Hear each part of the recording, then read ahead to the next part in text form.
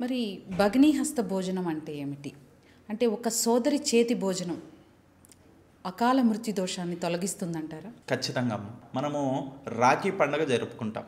అది అంత ప్రచారణగాంచిందంటే అంత ప్రచారం. మన భారతదేశం అనే కాదు, ప్రతి ఒక్క దేశంలో ఈ యొక్క రాఖీ పండుగను జరుపుకుంటాం.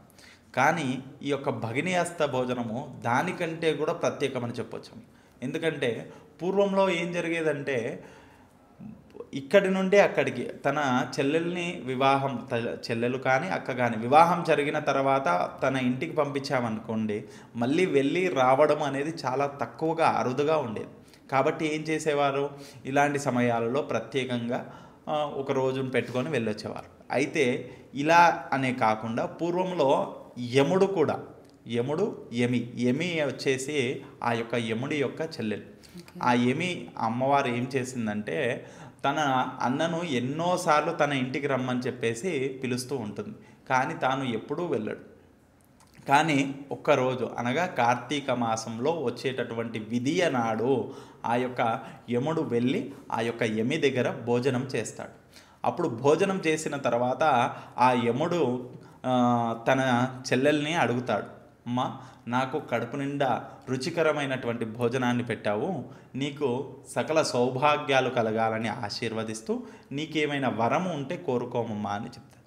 అయితే అప్పుడు ఆ అమ్మవారు ఏం చెప్తుందంటే, ఏం లేదు భ్రాత అంటే అన్నగారు నాకు ముఖ్యంగా నేను ఎలా మిమ్మల్ని అడగంగా మీరు వచ్చి ఇలా భోజనం చేశారో అలాగే ఎవరైనా కానీ సరే ఈ యొక్క దినమున ఎవరైతే వారి అక్క కానీ చెల్లెలు కానీ వారి దగ్గరికి వెళ్ళి భోజనం చేస్తే వారందరికీ కూడా దీర్ఘ సుమంగళి యోగ్యతను ఆయురారోగ్యాలను అలాగే ఆ భోజనము పెట్టిన వారికి తిన్నవారికి ఇద్దరికి కూడా ఆయుష్ అభివృద్ధి చేయాలి అని చెప్పేసి ఆ అమ్మవారు వరం కోరుతారు.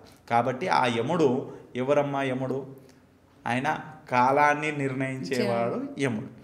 కాలచక్రం అంతా కూడా ఆయన చేతిలోనే ఉంటుంది. మరి అలాంటి యముణ్ణి ఆ యొక్క వరం కోరగానే ఆయన ఏమంటాడంటే తథాస్తు అమ్మ, అలాగే ఈ యొక్క రోజుని భగినీ హస్త భోజనంగా ఎవరైతే చేస్తారో వారందరికీ కూడా సకల శుభాలు కలుగుతాయి, ఆయుష్ అభివృద్ధి చెందుతుంది అని చెప్పడం జరుగుతుంది.